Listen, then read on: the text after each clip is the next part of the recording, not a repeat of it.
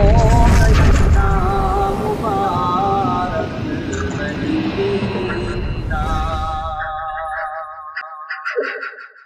مصطفیٰ جس مہینے میں آئے پھول کھلنے لگے رحمتوں کے، دونوں عالم قرینے میں آئے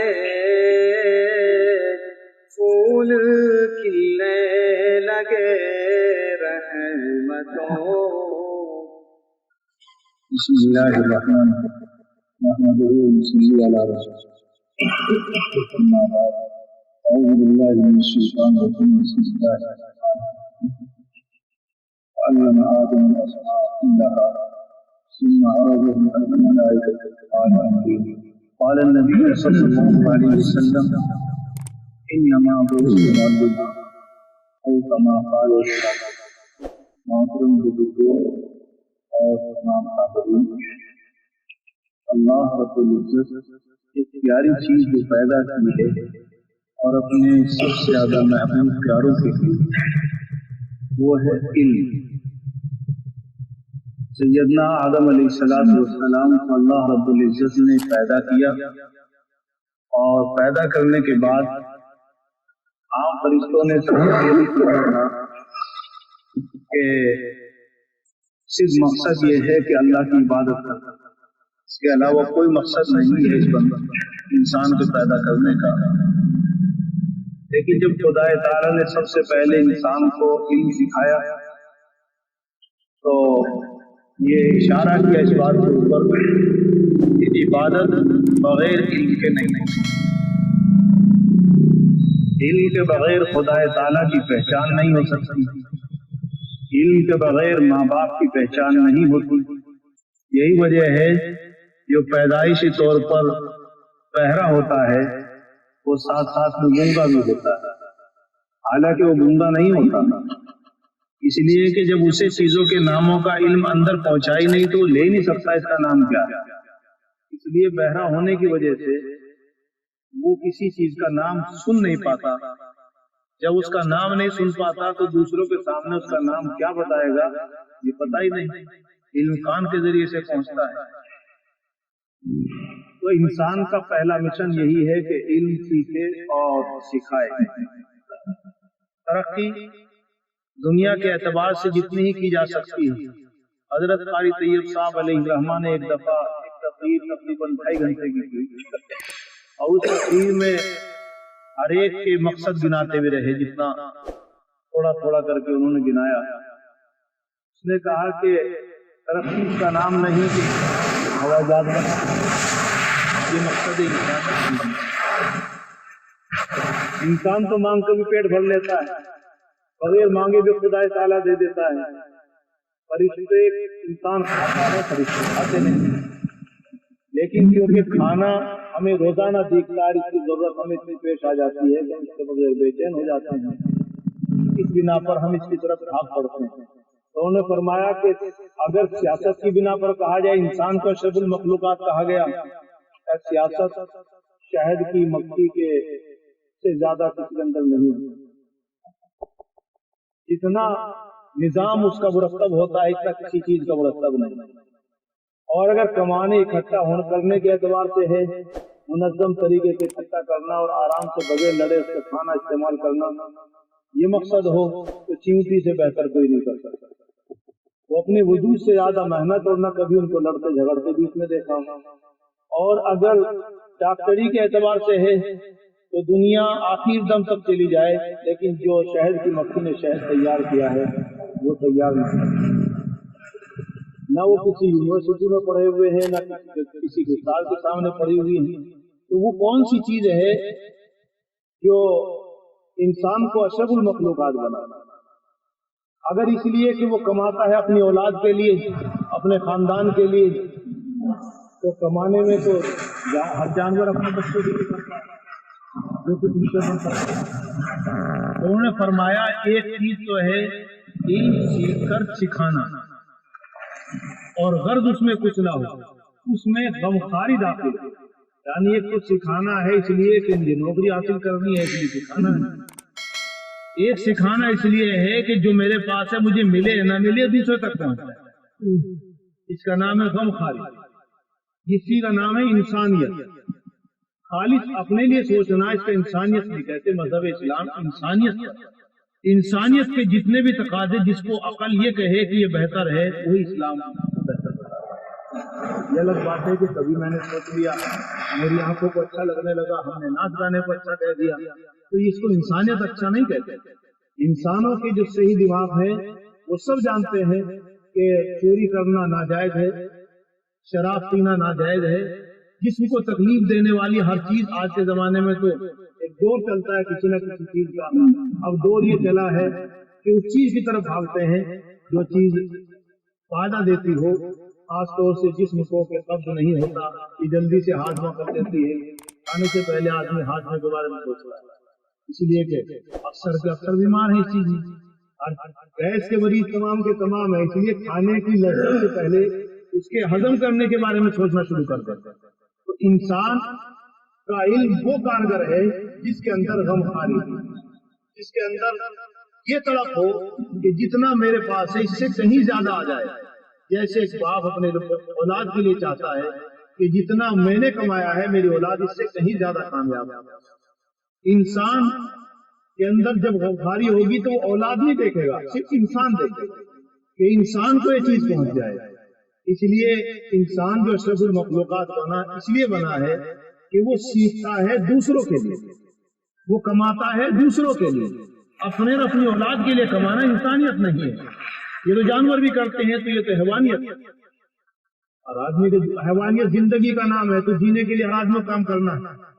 تو لہٰذا انسانیت اس کا نام ہے کہ جن سے مجھے کل کو لالچ نہیں ہے اس کے لیے خود سوچنا، اس کا نام ہے انسانیت. اور جس سے مجھے لالچ ہے اس کے لیے سوچنا نہیں، یہ ہے حیوانیت. صرف اس کے لیے سوچنا جس سے مجھے کل کو فائدہ بھی ہوگا. اپنی اولاد کے لیے سوچنا جانور بھی سوچتا ہے، اپنے جسم کے لیے سوچنا جانور بھی سوچتا ہے. اسی لیے حجت الاسلام امام غزالی رحمۃ اللہ علیہ نے اس علم کو جو قرآن و حدیث کے علاوہ ہے اس کو بھی علم کہا، اس کو بھی علم کہا، دونوں علم ہے. لیکن اس کو علم کہہ کر کے جو قرآن و حدیث کا علم ہے اس کے اندر انسانیت ہے، اور جو دوسرا علم ہے اس کے اندر صرف اتنا مقصد ہے کہ میں پڑھوں گا، پڑھ کر کے کاروبار جوڑوں گا، میرا اور میرے بچوں کا کام چل جائے. روز اول سے یہی مقصد ہوتا. اسی لیے جب نظام الملک نے سب سے پہلا مدرسہ بنایا تھا، ایک تو مدرسے چلتے ہی تھے، تھوڑے تھوڑے چلتے تھے، حکومت کے ماتحت ایک مدرسہ بنانا چاہا نظام الملک نے. یہ سلجوق حکومت گزری ہے بہت بڑی، سلجوق حکومت ان کے زمانے میں تھا. تو اس نے دنیا ایک شہر تھا، اس شہر کے اندر ایک مدرسہ نظامیہ بنایا، اور مدرسہ نظامیہ بنانے کے بعد پھر اس نظام الملک نے مدرسے کا نصاب بنایا. اس میں سائنس بھی تھا، اس میں ساری چیزیں بھی، اس میں جغرافیہ بھی تھا، کیونکہ سب عربی میں تھے. جب ہندوستان میں تو ہندی میں ہوں گے، انگلش میں ہونے لگے الگ چیز ہے، لیکن جس ملک میں سمجھا جا سکتا اس زبان کو اختیار کیا تو ساری زبانیں عربی تھی. لہٰذا سائنس بھی عربی میں تھا، جغرافیہ بھی عربی میں تھا، علم ریاضی بھی عربی میں تھا، حساب و کتاب کا علم بھی عربی میں تھا. سائنس اور جس کو منطق کہتے ہیں، جس سے زبان آوری، جس کو آج کے زمانے میں کہا جاتا صحافت، یہ بھی عربی میں سکھائی جاتی تھی. عربی میں اس کو منطق کہتے ہیں، بات کو بات سے نکال کر اور بات دوسرے کے آدمی کو پھنسانا اور اپنے آپ کو نکال کے نکل جانا. یہ تمام علوم اسی نظام سے آج تک چلے آ رہے ہیں. آج تک ان مدرسوں میں وہ نصاب موجود ہے، وہ کتابیں آج تک موجود ہیں. آج تک وہ کتاب اس مدرسے میں پڑھائی جاتی ہے. سب سے پہلے سائنس کی حدیث سعیدیہ پہلے زیادہ پڑھائی جاتی تھی، اب کم ہے. حدیث سعیدیہ نکال کے طلبہ کو سمجھ میں کم آتی ہے، لیکن پریکٹیکل نہیں ہے. اس میں ایک محکمہ ہوتا ہے جس میں پریکٹس ہوتی ہے، پریکٹس سے وہ چیز سمجھ میں آتی ہے. پھر ایک کتاب باقی رہ گئی جس کا نام میگزی ہے. وہ کتاب آج تک موجود ہے. طالب علم پڑھنے والا اس کو سب سے مشکل ہی کہتا ہے، اس لیے کہ پریکٹس نہیں ہے. اس میں سب ملتا ہے کہ بادل کیسے بنتے ہیں، اس میں سب ملتا ہے کہ اولے پڑتے ہیں تو گول کیوں ہوتے ہیں، یہ دھند پڑنے کی وجہ کیا ہے، یہ ٹھنڈ کیسے پڑتی ہے. سب کچھ ریسرچ کرنے کی کوشش کی، اس میں سب موجود ہے. یہاں تک کہ سوچتے سوچتے بعض تو خدا تک پہنچ گئے. ان کو الہیات کہتے ہیں. وہاں نقصان ہوتا ہے کہ اپنا دماغ بھی کام نہیں کرتا، اس لیے کہ جو چیز दिमाग में ना है, जिसके लिए दिमाग ना पैदा किया उसको दिमाग में घुसाना चाहोगे तो दिमाग काम ही नहीं कर सकता। आज के जमाने में कह दो कि जब उसमें इतने फीचर नहीं है आपके मोबाइल के अंदर, आपने उसमें उतना डाल दिया जिसमें उसकी गुंजाइश नहीं थी, तो वो तो हैंग होगा। तो लिहाजा खुदा ताला ने जितना इल्म उतारा, जितनी मालूमात उतारी है दुनिया में, वो माँ सिवल्ला, अल्लाह के अलावा, अल्लाह रब्बुल इज्जत का सिर्फ इतना कि इन चीजों से हमें समझना खुदा की कोई बात है, उसकी कुदरत सब कुदरतों से ऊपर है, उसका इल्म सब इल्मों से ऊपर है। बस इतना जानना हमारे लिए फर्ज ऐन है। वो कहाँ है, कैसा है, ये किया तो वो कभी वापस नहीं आता, वो भटक जाता है, कभी इस्लाम के रास्ते पर नहीं रहता। तो कोई ना कोई हद है, इसलिए कि इंसान महदूद है, उम्र महदूद है। जो चीज एक हद में रहने वाली चीज है उसका इल्म भी एक हद तक ही रहता है। जो आदमी ये समझ जाए कि मैं लामहदूद देखूं, यहाँ से देख नहीं सकता, आदमी दूर तक नहीं देख सकता, जब मेरी आंखें ऐसी नहीं, मेरा जिस्म ऐसा नहीं, मेरा हाथ खोज ऐसी नहीं, मेरा सुनने की ताकत भी ऐसी नहीं जो दूर तक सुन सके, तो लिहाजा मेरा समझने में भी सोचना चाहिए कि मेरे समझ की भी एक हद है जहाँ तक हो सकता है। तो बहरहाल बताना मकसद ये है कि खुदा ताला ने इल्म कुरानी में, इल्म हदीस के अंदर उसका जो मकसद है अव्वल है, उसका मकसद है अव्वल मदरसों में लेकर तनख्वाह। एक आपने नाम सुना और फरमाया करते थे कि सबसे बदतरीन इंसान और उसको समझता था बेसोच पागल जो मदरसों में अपने बच्चे को पढ़ाता है, और उस मौलवी को बेवकूफ समझता था जो इनको इनकी दुनिया खराब कर रहा है, क्योंकि दुनिया तक ही सोचा था, इससे आगे नहीं कि इनकी मुस्तकबिल का मतलब था आने वाले में जब ये बच्चों वाला होगा, जब इसका वजन पड़ेगा तो कैसे भी जिंदगी गुजारेगा, इतना ही मुस्तकबिल बस। मरने के बाद का मुस्तकबिल नहीं था आने वाला, वहां तक सोचने की कुव्वत नहीं थी, क्योंकि यहीं तक सोचना है, वहां जाकर किसी ने आके बताया नहीं है, जिसने बताया है हमने उसको समझा नहीं जाता। बताने वाले वो है जो कुरान लाया, बताने वाले और जिसने हदीस बयान की है। तो फरमाते हैं कि एक दफा एक मियाजी से पल्ला पड़ा इसमें कि किसी रास्ते पर जा रहा था, अफगानिस्तान में किसी पे नमाज पढ़ने के लिए चला गया, तो वहां मियाजी बच्चों को पढ़ा रहे थे, नमाज पढ़ी, छप्पर की मस्जिद थी पहाड़ों में, उस इमाम से करीब लग लिया। वही दिमाग था कि मौलवियों को छेड़ा करता था, इल्म काफी सीख रखा था, अलीगढ़ में पढ़ा हुआ था, अरबी भी आती थी, फारसी भी आती थी, और उससे एकदम कहा इमाम साहब तनख्वाह कितनी है? तो उसने कहा जी 1 रुपया। कहा जी काम चल जाए। वो कहने लगा जैसे शिकायत मियाजी साहब थोड़ा चर्चिता था, कहने लगे तुझसे शिकायत की है मेरी तनख्वाह बढ़वा दे। तूने पूछ लिया, मैंने बता दिया। फिर कहने लगे कि अगर कहीं ऐसी जगह बता दो आपको जहाँ 100 रुपए मिल जाए, जहाँ आपको 100 रुपए मिल जाए, ऐसी जगह पहुंचा दो, उसको 1 रुपए में क्यों पड़े हो यहाँ? तो अल्लामा इकबाल से वो कहने लगे कि तू है कौन जो मेरे इतने गमखारी कर रहा है? तो बताया नाम समझान से सुना हुआ था। कहने लगे मैं तुझे बहुत अकलमंद समझता था मियाजी। कहने लगे लेकिन तू तो बेवकूफ, कहा मैं बेवकूफ तुझे समझ रहा, तुझे बेवकूफ कह रहा है। कहा इकबाल मुझे 100 रुपए मिल जाएंगे, मेरे बच्चों का काम चलेगा, लेकिन ये जो गरीब आदमी है जिनके पास 100 रुपए देने को नहीं है, इनके बच्चों को कुरान कौन पढ़ाएगा? मैं इनको पढ़ाने की वजह से रुका हूँ, मेरा तो काम चल रहा है। ये गमखारी इस्लाम है।